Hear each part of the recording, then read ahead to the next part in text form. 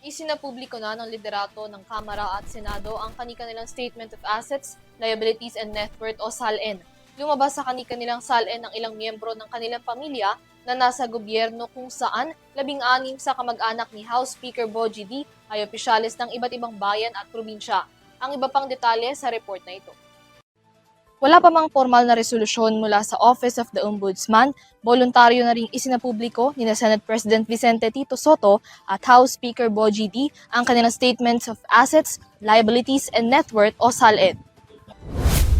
Batay sa kopya ng SALN ni Soto, mayroon siyang kabuang 465,604,461 pesos declared assets, higit 335 million pesos para sa real properties, habang higit 130 million pesos na personal properties. Kabilang sa real properties ni Soto ang mga house and lot at land properties, habang sa personal properties naman kabilang ang cash, vehicles, sports equipment, furnitures and fixtures at iba pa.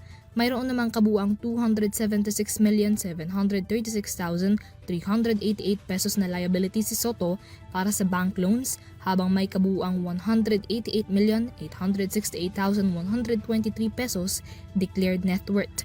Kabilang din sa mga idineklara ni Soto sa kanyang SALN ay ang mga business at financial connections, maging ang 8 kamag-anak na nasa government service. Samantala, kumasa na rin sa hamon ng transparency si House Speaker D at ipinakita na rin ang kanyang SALN.